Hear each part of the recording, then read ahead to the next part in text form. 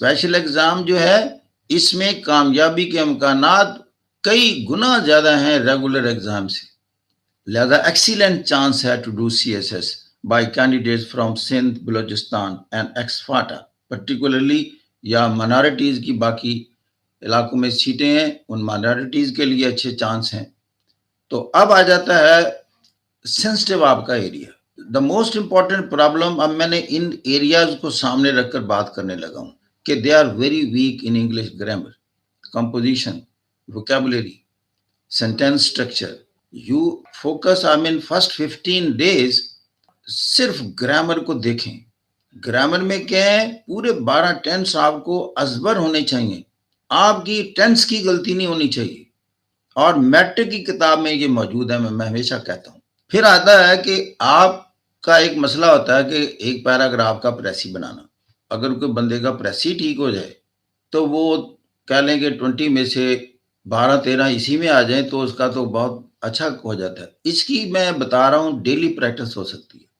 جو کچھ بھی آپ پڑھیں، آپشنل پڑھیں، کمپلسری پڑھیں، آپ نے ایک چیپٹر پڑھا یا آپ نے کسی کوشچن کا مکمل آنسر پڑھا، now you make a brief of that in writing on a page. جتنے اس نے پوائنٹس پیش کیے ہیں، اب آپ ایک پیج پر سارے لکھ دینے، آپ نے ایک پیج پر۔ پوائنٹ یہ ہے کہ جو کچھ پڑھا آپ نے فائنلی اس کو لکھ دیا۔ اب کہتے ہیں آپ نے وہ چیپٹر تیار کر لیا، وہ کوشچن تیار کر لیا، آپ نے دوسرے لفظوں میں پڑھ لیا۔ تو آپ کا 2 کام ہوئے، ایک تو آپ کے سارے سبجیکٹ تیار ہو گئے اور آپ کو پریسی بنانا آ گیا۔ اب آ جاتا ہے کہ جی کوئی شارٹ کٹ بتائیں۔ یہ میں 11 ٹاپک آپ کو بتانے لگا ہوں، یعنی 11 ایریاز ہیں، ان کو آپ نے ضرور تیار کرنا ہے۔ یہ سمجھیں اگر 11 تیار، انہی میں سے آپ کا ایسے بھی تیار ہو جائے گا، میکسیمم کرنٹ افیئر کا پورشن بھی تیار ہو جائے گا، اور پاکستان افیئر کے بھی 2-3 سوال آپ کے تیار ہو جائیں گے۔ 11 ٹاپکس ہیں، کوئی مسئلہ نہیں ہے۔ اس میں پاکستان اکانومی، پاکستان کا سب سے بڑا کرائسس اس وقت اس کا اکنامک کرائسس ہے، اور اس کو تھوڑا سا ورڈ اکنامک ریسیشن سے بھی لنک کریں۔ پاکستان کی اکانومی ٹھیک ہے، ہمارے انڈیجنس ایشوز تو ہیں، لیکن ایک گلوبل امپیکٹس بھی ہیں، جیسے آئل پرائس ہائیک ہوئی ہے، اس کا تو امریکہ کی اکانومی پر اور انفلیشن پر اثر ہوا، وہاں گیسولین کی قیمتیں بڑھی ہیں۔ پھر آ جاتی ہے ہمارا ڈیموکریٹک کرائسس بھی ہے، پولیٹیکل کرائسس۔ اس کی روٹس کو آپ نے انالائز کرنے کی پوزیشن میں آپ جائیں کہ democracy is not taking roots in real sense in Pakistan, why it is not delivering those dividends as it has delivered in the western democratic setups. Third ہے سول ملٹری ریلیشنز، یہ سارے پاکستان کے حوالے سے ہیں، ان کی امپورٹنس کیا ہے۔ پھر آ جاتا ہے کہ رول آف سوشل میڈیا۔ ابھی آپ نے دیکھا کہ کئی چیزیں ہیں، ایک جو کنٹرول میڈیا ہے اس میں تو آپ چیز کر سکتے ہیں کہ جی اس کو آن ایئر جانے دیں، اس کو آن ایئر نہ جانے دیں، لیکن سوشل میڈیا ایک ایسا ہے جو کہ ان ساری پابندیوں سے آزاد ہو گیا، اور اس نے کمال کر دیا، اور یہ منٹوں میں، سیکنڈوں میں گلوبل ہو جاتا ہے۔ پھر آ جاتا ہے 5واں issue, women education and overall literacy, کہ دنیا میں جتنے بھی انقلابات آئے، فرینچ ریولوشن آنورڈ، اس کی بیسس پر اویئرنیس ہے، اور اویئرنیس کی روٹس جہاں سے اٹھتی ہیں وہ لٹریسی ہوتی ہے، quantitatively and qualitatively. You must be aware of that, and you must be in a position to expand that. How it changes the fate of a nation. What make a nation really growing and emerging, and finally as an emerged and grown up nation. پھر آ جاتا ہے women education کو میں نے اس لیے ڈالا کہ اسٹیٹس آف وومن اور وومن، یہ دیکھیں اس دا 50% آف دا گلوب۔ اس کے جو پوٹینشلز ہیں انٹلیکچوئل کے سامنے ایک ہی سبجیکٹ رہا کہ اس کے پوٹینشیل کیا پراپرلی یوٹیلائز ہو رہے ہیں۔ یہ بہت بڑا ریسورس ہے آپ کے پاس، اس کے ریئل پوٹینشیل کو پراپرلی یوٹیلائز نہیں کر سکی، تھرڈ ورڈ۔ پھر آتا ہے good governance, the parameters and the real dimensions. دیکھیں یہ تھرڈ ورڈ کے مسائل انکلوڈنگ پاکستان، یہ ساری bad governance and maladministration ہے۔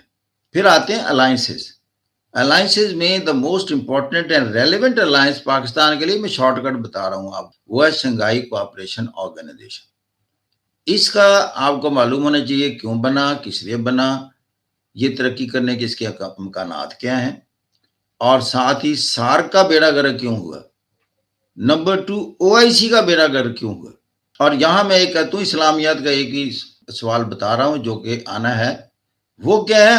اسلامی امہ کے زوال کے اسباب. اسلامی امہ OIC کی شکل میں ہو یا ویسے ہو، نہ یہ ٹیکنالوجی میں آگے ہے، نہ یہ اس وقت اکانومی میں بھی آگے نہیں ہے، نہ یہ ایجوکیشن میں آگے ہے، نہ یہ انوویٹو ہے، نہ یہ اپنے پولیٹیکل ڈسپیوٹ ریزالو کرنے کی پوزیشن میں ہے. Rather they are the constituent members are at daggers drawn. پھر آتا ہے دنیا کا بہت بڑا مسئلہ امریکہ کا، وہ ہے China emerging power and challenging power. تو وہ چیلنج کر رہی ہے، امرج کر رہی ہے، اس کو کنٹینمنٹ کی باقاعدہ ایک اسٹریٹجی ہے. آپ کو وہ معلوم ہونی چاہیے اس کو ایکسپینڈ کرنے کی. آپ کو معلوم ہونا چاہیے آکس کیوں بنا، آپ کو معلوم ہونا چاہیے امریکہ کی انڈیا کے ساتھ اسٹریٹجک پارٹنرشپ کیوں بنی، اور یہ پھر کوآرڈینیٹر ڈائلاگ کیوں کریٹ ہوا. دس از آل چائنا کنٹینمنٹ پالیسی. اور BRI کے مقابلے میں B3W کیوں لانچ ہوا. پھر آتا ہے 10واں کہ world is entering into new cold war era. تو یہ ایک امرج ہو چکا ہے. تو سوویت یونین کا دور تھا کولڈ وار ایرا، کچھ عرصے کے لیے ختم ہوا. وہ اس میں United States civil super power کی پوزیشن میں تھا. یہ وہ دور تھا جب اس نے سو موٹو ایکشن لیے. اس نے 2001 میں افغانستان پر کر لیے، 2003 میں عراق پر کر لیے، اس نے لیبیا میں قذافی کو ٹاپل کر دیا. کوئی سیکیورٹی کونسل سے اپروول نہیں لیتا تھا. یہ وہ دور تھا، ابھی کولڈ وار سٹارٹ نہیں ہوئی، سول سپر پاور دنیا میں چمک رہی ہے. اب یہ پھر 2010 کے بعد تبدیلی آتی ہے. یہ میں ایک ڈیوائڈنگ لائن آپ کو بتا رہا ہوں کہ جب دنیا ملٹی پولیرٹی میں صحیح معنی میں داخل ہوتی ہے. اس لیے کہ یہ وہ 2010 کی فگر میں اس لیے کہہ رہا ہوں کہ یہ وہ وقت تھا جب چائنا دنیا کی دوسری بڑی اکنامک پاور ڈکلیئر ہو گیا آفٹر پشنگ بیک جاپان. یہاں پھر امریکہ کو پتا چلا کہ اب مجھے چیلنج یہ کرے گا کنٹری. اور اس کے بعد پھر رشیا بھی اپنی گیس اور تیل بیچنے سے طاقت پکڑ گیا اور دنیا کے معاملات میں اس نے اپنا ایک رول شروع کر دیا. اور سب سے پہلے اس کا جو رول شروع ہوا وہ سیریا میں ہوا. اس نے بتایا کہ میں اب ایک پاور ہوں، فزیکلی انٹر ہو گیا. پھر اس نے یوکرین میں کرائمیا پر جب قبضہ کیا اس وقت اس نے بتایا کہ میں پاور نہ ہو. پھر تھرڈ اس نے یوکرین پر اٹیک ہی کر دیا. اور آخری 11واں پوائنٹ جو ہے اور بھی امپورٹنٹ ہے، لیکن میں جو کہتا ہوں آپ کو مسٹ ہے، وہ ہے کلائمیٹ چینج. یہ ساری دنیا میں میٹنگز ہو رہی ہیں اور یہ بہت بڑا چیلنج اور تھریٹ ہے. اس کو تو میں نیوکلیئر تھریٹ سے بھی بڑا تھریٹ سمجھتا ہوں، اس لیے کہ نیوکلیئر کے بارے میں تو یہ سینسٹیو ہیں اور کمیٹڈ ہیں کہ یہ استعمال نہیں ہونا چاہیے. لیکن کلائمیٹ چینج یا گلوبل وارمنگ کو جو افیکٹ کرتی ہیں گرین ہاؤس گیسز، ان کی امیشنز پر پابندی لگانے میں یہ سنسیئر نہیں ہے on account of their commercial expediencies. کول سب سے بڑا امیٹر ہے اور یہ تینوں بڑے جو امیٹرز ہیں دنیا میں CO2 کے، نمبر 1 چائنا، نمبر 2 امریکہ، نمبر 3 انڈیا، یہ سب سے زیادہ CO2 امیٹ کر رہے ہیں. And they are still using coal a lot.